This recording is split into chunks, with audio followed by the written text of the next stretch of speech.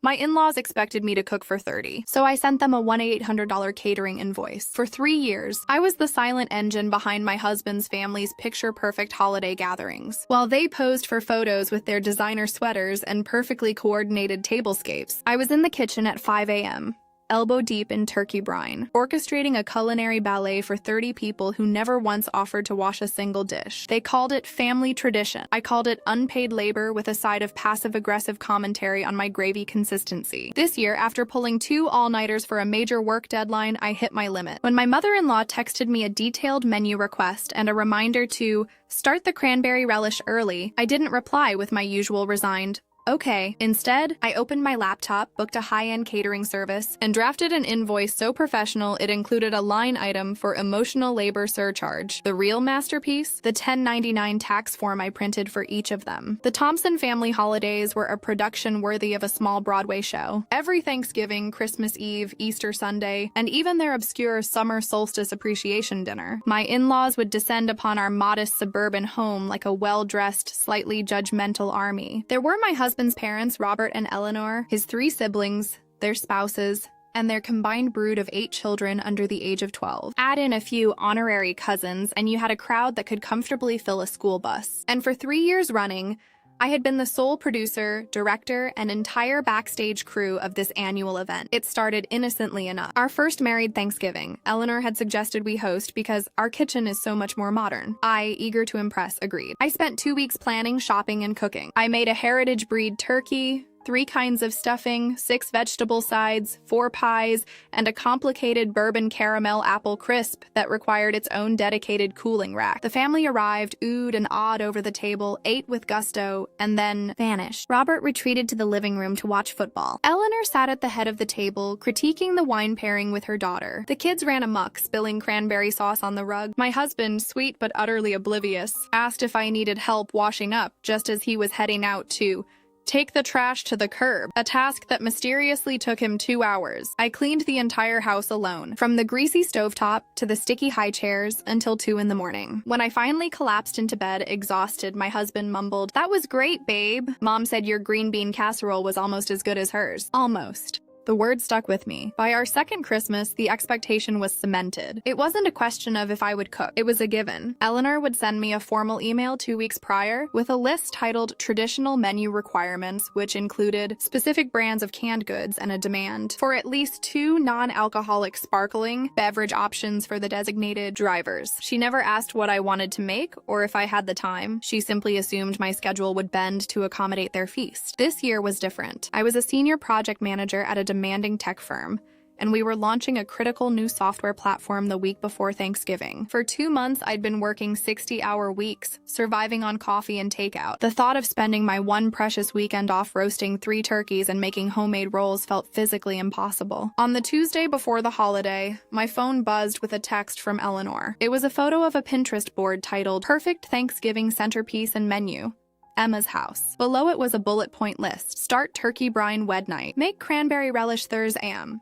Don't forget the gluten-free rolls for Aunt Carol. We'll be there by 1 p.m. sharp. My thumb hovered over the screen. The old Emma would have typed back, "Got it. Can't wait." The new, sleep-deprived, caffeine-jittery Emma felt a cold, clear rage settle in her chest. This wasn't about food anymore. It was about respect. It was about my time, my energy, and my home being treated as a free, all-inclusive resort staffed by their personal chef. I didn't reply to her text. Instead, I opened a new browser tab and searched for Luxury Holiday Catering Portland. I found a company called The Gilded Table, whose website boasted stress-free, restaurant-quality experiences in the comfort of your own home. Their Thanksgiving package for 30 guests was listed at $1,750. Perfect. Over the next hour, I booked the service. I gave them my address, the date, and a detailed note. Please set up in the dining room and kitchen exactly as if a family is hosting. Leave all serving dishes and platters. Clean the kitchen completely before you leave. I paid the deposit with my credit card, a small, defiant act of self-preservation. Then came the fun part. I opened a blank document and created a professional invoice. At the top, I put my name and a fake business name, Emma's Exceptional Events. I listed every single item from their traditional menu,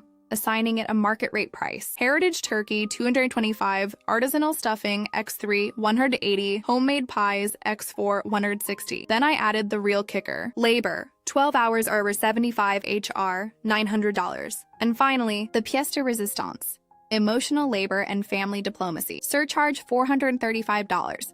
The total came to a clean, beautiful $1,900, but I wasn't done. I remembered a conversation my husband and I had last year about freelance work. He'd mentioned that if someone pays you over $600 for a service, they're supposed to send you a 1099 tax form. An idea sparked. I found a template online, filled in my name as the payer, and listed each of the 6 adult members of his family as recipients. I printed 6 copies on crisp white paper. On Wednesday evening, while my husband was in the shower, I placed the invoice in a large, elegant envelope and slipped a 1099 form inside for each guest. I addressed it to the Thompson family and left it on the dining room table, right in the center of the space where I would normally be building a mountain of mashed potatoes. The doorbell rang on Thursday at precisely 12:55 p.m. I opened it to find the entire clan on my porch, laden with bottles of wine and store-bought pies, their faces already arranged in their festive, expectant smiles.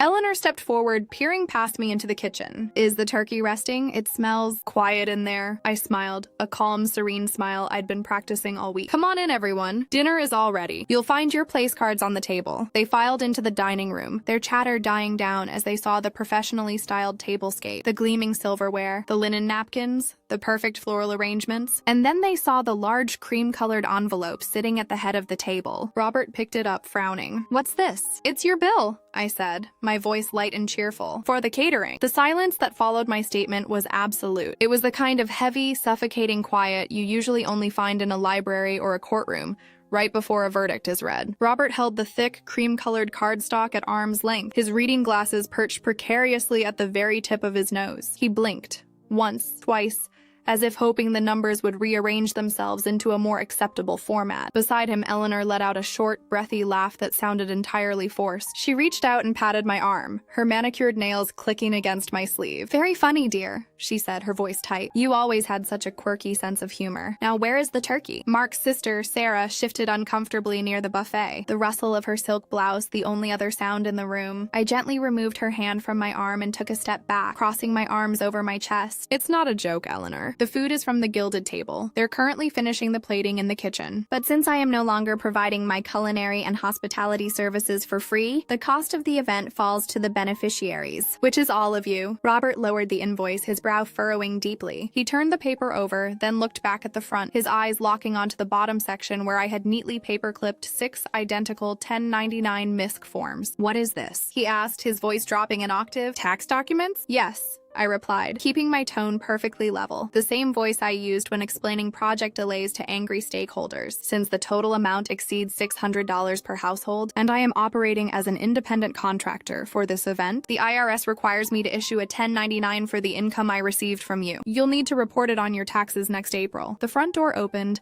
and Mark walked in, shaking the autumn chill from his jacket. He carried 2 bags of ice, completely oblivious to the frozen atmosphere in the dining room. He stopped dead in his tracks, taking in the scene. His parents looking as though they had just swallowed lemons, his siblings hovering nervously by the buffet, and me standing like a bouncer at a very upscale club. What did I miss? He asked, setting the ice down on the sideboard. Eleanor spun around to face him, her cheeks flushed with a vibrant, angry pink. Mark, your wife is demanding we pay her nearly $2,000 to eat Thanksgiving dinner in our own son's house. She's treating us like strangers.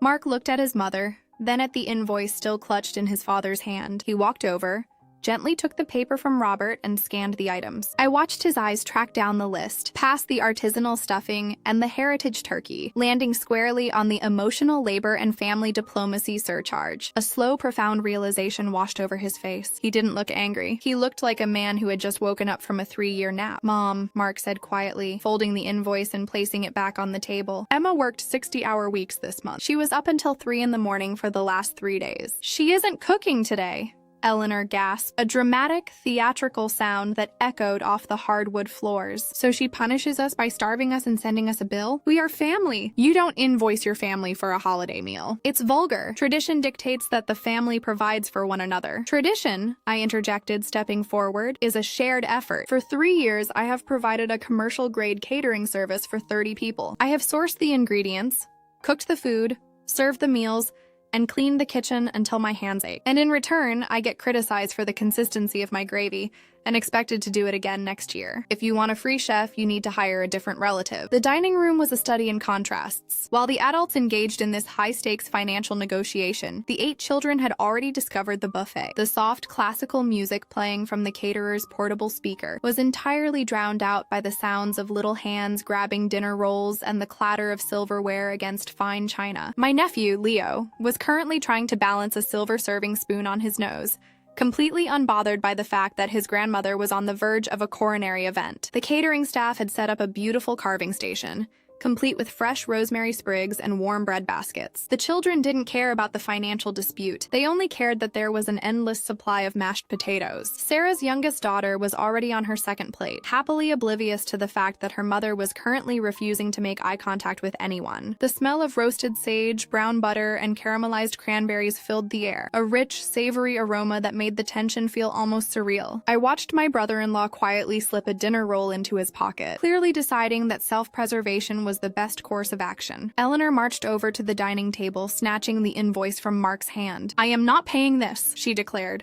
her voice trembling with indignation. "This is extortion. Robert, call them. Call this catering company and tell them to pack it up and take it back. We'll order pizza." Before Robert could reach for his phone, the swinging door to the kitchen pushed open. The lead caterer, a tall, impeccably dressed man named Julian, stepped into the dining room carrying a massive silver cloche. He offered a warm, professional smile that completely ignored the toxic energy radiating from the matriarch. "Excuse me, everyone," Julian said, his voice smooth and carrying easily over the chatter of the children. "The roasted heritage turkey is rested and ready to be carved. I just need the host to sign the final delivery receipt and provide the credit card for the remaining balance." He held out a sleek digital tablet and a silver pen, looking directly at Eleanor. Eleanor stared at the tablet as if it were an unexploded bomb. Her mouth opened and closed, but no words came out. The reality of the situation was finally crashing down on her. The food was real, the bill was real, and she had absolutely no leverage. Julian stood perfectly still, his posture impeccable, the silver pen extended toward my mother-in-law. The digital tablet glowed softly in the dimming afternoon light. Eleanor stared at the screen, her chest rising and falling in shallow, rapid breaths. She looked at Robert, silently demanding he intervene. But my father-in-law was busy examining the intricate floral arrangement on the table, deeply fascinated by the eucalyptus sprigs. "I am not signing that," Eleanor finally hissed, her voice tight, "and I am certainly not paying for this. This extortion. Mark, tell your wife to cancel this absurdity right now." Mark didn't move toward his mother. Instead, he walked over to the sideboard, poured himself a glass of the wine Eleanor had brought,